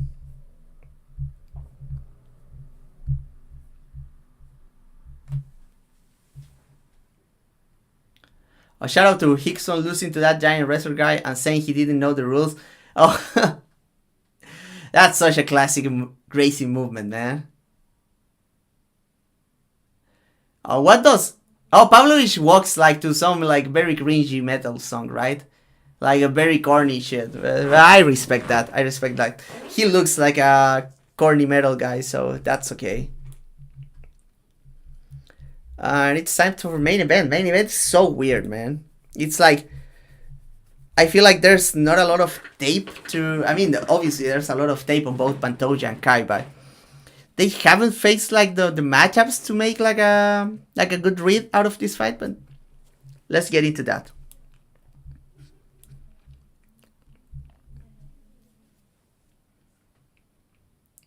And with that, we come to the main event. So, Alexander Pantoja welcomes Kai Asakura to the UFC. He will try to defend his flyweight championship. So, for those that don't know Asakura, he's mostly a kickboxer and a very dangerous one. With 13 of his 21 wins coming via knockout, Asakura is a power striker like few at the low weight classes. In this matchup, he's the more refined striker by a big margin. Not only he boosts better mechanics, but he's a more thoughtful striker with great eyes for openings. Like many other fighters that we have talked about in this preview, Asakura is mostly a fierce layer fighter. While he can bang it out in the pocket, Asakura is at his best when he keeps fights clean, exchanges short, and he has the last word. He has a long frame for the division, and his knees are somewhat of a signature weapon for him. His footwork in open space is solid, and his speed allows him to try his weapons in open space, oftentimes without the threat of a counter coming back. That being said, his defense is shallow, as he depends big time on his ability to scare foes off with his counters on the first layer. While he he will keep trying to counter moving back, his head movement is non-existent, and his footwork can fall apart. This means blitzing forwards can be a coin flip for both fighters. Either you exploit his shallow defense, or he hits you with something massive moving backwards. His wrestling defense is greatly aided by his size and athleticism, but he lost a grappling heavy decision to Ogikubo less than 3 years ago. The same Ogikubo that grinded a close decision against Pantoja in the Ultimate Fighter more than 9 years ago. So, how does the Japanese match up with the champion? Pantoja can look crude at times on the feet, but he's somewhat of an underrated striker. Despite his constant blitzing, he has pop on his hand, good timing, and a sense of distance. His leg kicks and attacks to the body are also surprisingly effective. A lot of his qualities match up poorly though.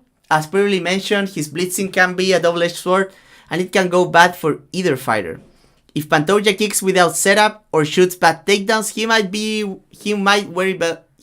very well eat a big right hand or a vicious knee.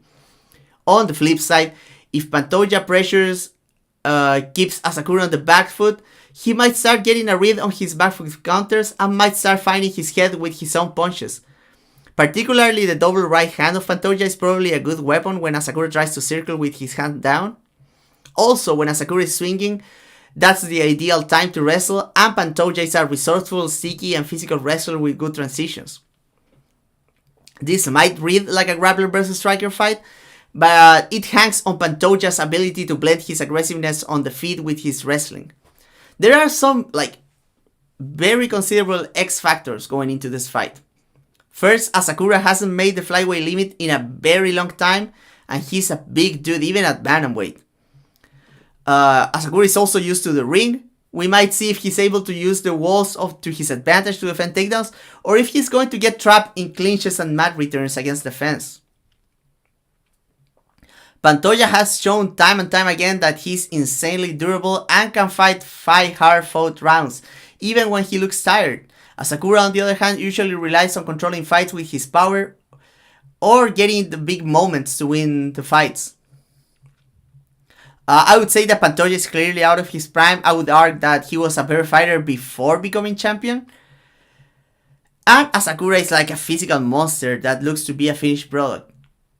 A lot of habits of both fighters play into the strength of the others. But I think all the X factors, and then you come Asakura has not been fighting any transition fighter like this. Maybe since Kyoji. Obviously Kyoji is probably a better wrestler and striker obviously than Pantoja. But he doesn't put on the insane pace, and Pantoja is for sure a better grappler than Kyoji. So, and also they have been training together, Kyoji Horiguchi with Pantoja, right? I don't know, man. It feels like the deck is once again stacked against Pantoja, but I feel like he has the tools. If you've seen the way that, for example, Ogikubo and Archuleta got transitions going against Sakura, and maybe Archuleta is a better wrestler but couldn't take advantage of those positions. Pantoja is very good at converting any bad position, even on the feet, in grappling propositions. So he's so durable, man.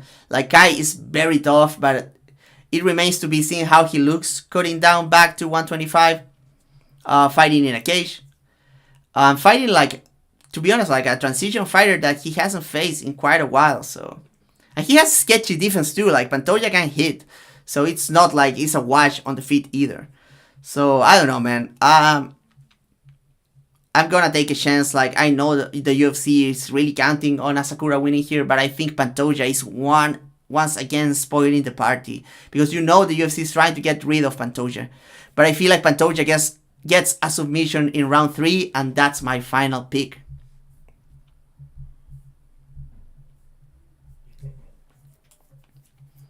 And that's the pay-per-view, man. We run through all the fucking fights.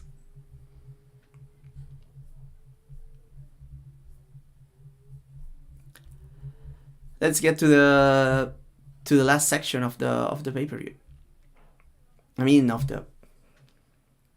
And with that, that's the pay-per-view. This one is kind of a mixed bag, so let's make a quick review out of it. So, opener, we have Kennedy Nzechukwu against Brzeski. I'm okay with this fight, especially because it's like the very first prelim. We have heavyweight action, and Nzechukwu has looked competent since moving to heavyweight. Brzeski has been in fun fights, and I don't know. I'm okay with this one. Brzeski's probably in a do or die situation here. If he loses, he's probably getting cut. Nzechukwu coming with a little bit of hype. It's a good fight. I'm okay with that one. We have Guida against Chase Hooper. I think this matchmaking is okay. Like, it's 17 years apart, but it seems like this is a good test for Hooper to move up. It's like a style matchup that he hasn't faced yet. I would say like Guida is not quite like Leave It. Because like Guida is a lot more of a more physical guy, more of a pace fighter, and also like a grindy wrestler. While Leave It is more of a submission grappler, so he played more into the game of Hooper, I feel. So yeah, that's okay. Chiesa versus Griffin is like whatever, but probably going to be an ugly fight. But if Chiesa gets the grappling going, something cool might happen. Cody Durden versus Joshua Ban, that's actually one of the good fights.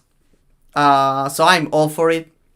I just wish, like as we talked earlier in the podcast, I just wish that Joshua Ban was taking more time between fights, just as for his development. But as a fan, like, I cannot complain of seeing Joshua Ban in action, right? And we finally get like the wrestler test, so I'm very excited for this fight. One of the top fights in the pay-per-view for sure. Chris Weidman versus Eric Anders is like, don't talk to me about that fight, I don't care. Randy Brown versus Bryan Battle is like not super cool, but it's like good matchmaking for 170. We saw Bryan Battle like struggle a little bit with the length of his last opponent, and he's getting like a super long fighter in Randy Brown. But at the same time, Randy Brown has been kickable. Bryan Battle is a good kicker and seems like a guy that comes with a very defined game plan into every fight. So we'll see if Battle can solve the Randy Brown puzzle, right? Movsar Evloev versus Sterling is not like guaranteed action, but it's a very good fight in terms of quality. It is intriguing. We'll see who can impose the wrestling, or if they nullify each other and they end up striking. So I'm very looking forward to that fight. It's a travesty that this is not on the main card, to be honest. Like, I don't care about any arguments. You have like a bunch of featherweight fights. Evloev versus Sterling should be on the main card. Vicente Luque versus Temba Gorimbo is a crime against humanity. Do not talk to me about this fight. I will pretend this fight doesn't exist. Thank you. Anthony Smith versus Dominic Reyes. I don't feel like this is pay-per-view material. I don't know why the UFC is so obsessed with putting Anthony Smith either on main events or on pay-per-view cards. But okay, I just hope Dominic Reyes looks good, because he was such a good fighter at one moment. And if he can get back to that a little bit, I feel like we could have a new player on the light heavyweight division. Then the pay-per-view opener, Nate Landwehr versus Choi. This fight is tremendous. This is the action fight of the night, other than the main event. This one is going to be exciting. It's Nate the Train, man. And Choi was one part of Choi versus Cobb Swanson, right? So this one is going to be crazy unless we get like a super early finish. But I'm very excited about this one. So I'm completely okay with this one being on the main card. Bryce Mitchell versus Gracie is like fine. It's like interesting matchmaking, especially because both guys are like such good grapplers.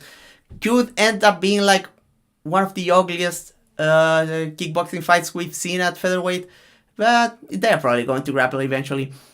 It's fine, but this is obviously the spot to put Evloev versus Sterling, so I'm kind of disgusted by this one a little bit.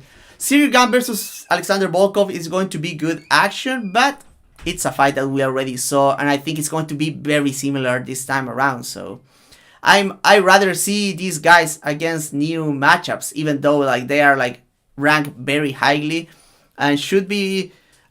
It makes sense like ranking wise, but I think like I'd rather see like Cyril Gane against like Almeida, I guess. I don't know. Or Volkov versus Almeida.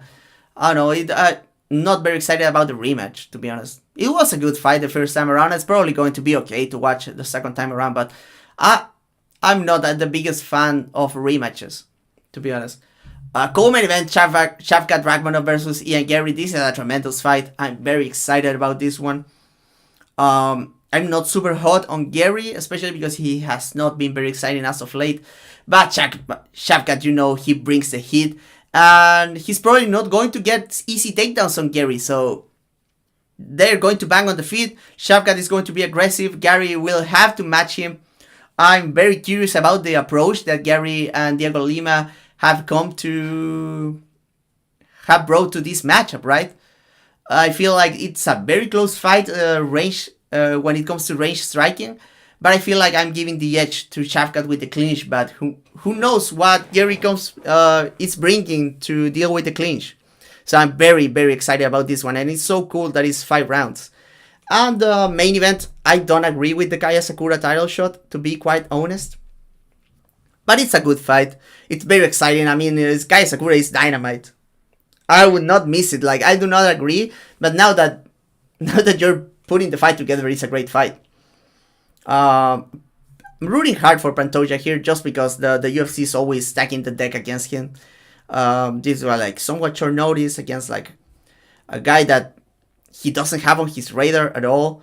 Thankfully, he has like training partners that had fought Asakura, so he has a little bit of intel on the guy, and has coaches that have prepared for Asakura in the past, right? So at least he has that going for him. But this is very clearly the UFC trying to get rid of Pantoja and put like explore a new market here. So I wish Pantoja wins, but if Asakura wins, he's like very exciting. So I cannot complain too hard about that one. I feel like this pay-per-view is pretty mid. Like the very good fights are like, I don't know, man. It's like obviously like Nate Landwehr versus Choi. The co-main event and the main event are good.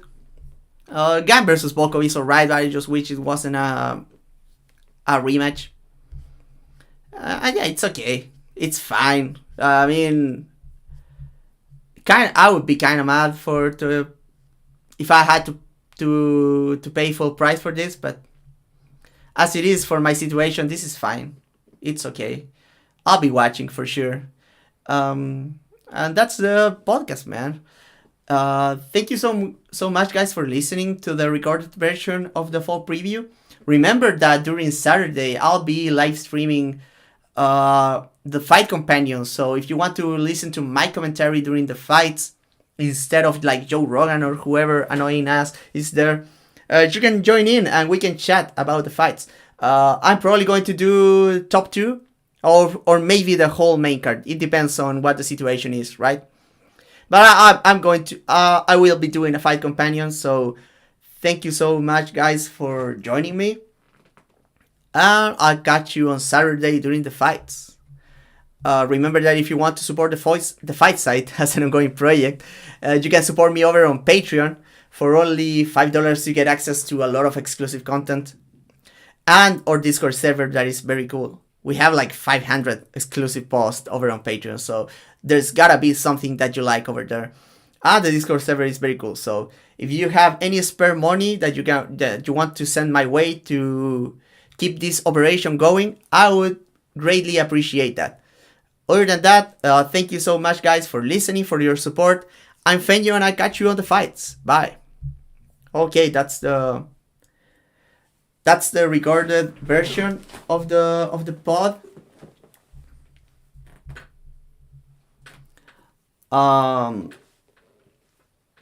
To be fair, Volkov turns Almeida into small jar of red paste. I think Volkov is probably pretty bad for Almeida, right? Like, this is one of my craziest takes, but I feel like Volkov was robbed by Curtis Blades. Like, Curtis Blades was doing no damage. And the last 3 rounds, Volkov was kicking his ass, man. So, yeah, I mean, no one is going to rewatch that fight because it was fucking awful. But trust me, Volkov beat Curtis Blades. And if he beats Curtis Blades, he can beat Almeida, right? Hope Garry overperforms. Yeah, me too, man. I want to see Shavkat push to the limit, man. That's what I want. I mean, that's why the Jeff Neal fight was so interesting. But at the end, it felt like it felt like Shavkat was like the weird guy that was like a bad matchup for Jeff Neal, right? There's not a lot of bad matchups for Neal, but it felt like Shavkat was bad for him. So it might be interesting to see. Like, I hope that Garry comes like well prepared, comes aggressive, and they bang it on the feet, man. And hopefully he has like some answers on the clinch too. Like, if Garry is going to be present at the top of the division, he might as well be good, right? I still think like Garry, I like Garry a lot more than like Joaquin Buckley. He's a lot better to be sure. But yeah, I mean, he might afford to be cooler. It would be cool for Garry to be cooler than he is right now. So. Hey Badger, I hope you join me for the fight companion, man. I love when you're there. You're always making me laugh, and hopefully we get some crazy reactions. Like you get like soy face Feño out of the fight companion. Anyway, yeah, I guess that's it, man. Thank you so much, guys, for joining me. Oh man, there's like more comments that I didn't read, man. Pantoja submission or Kai KO, either one is a cool result. Yeah, I mean, it would be sad to see Pantoja like knocked out, but at least like Asakura's kind of cool, right?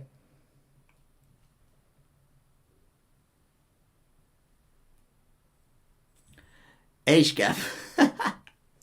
Everyone is laughing so much at the age gap thing, man. Like,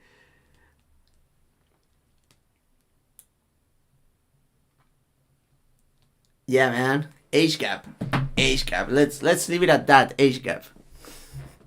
Anyway, guys, thank you so much for joining. I'll be putting this timestamp on this bitch tomorrow. The recorded version is there too. Yeah, the fights are so fucking late for me. I don't know. What time zone are you on, Badger?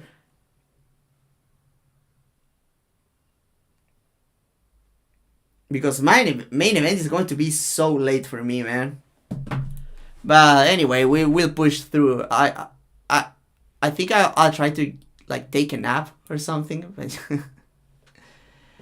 Anyway, thank you so much, guys, for joining. I always appreciate it. Hope you enjoyed the full preview. And remember, Saturday night we have Fight Companion, and we'll have fun with that. Thank you, guys, and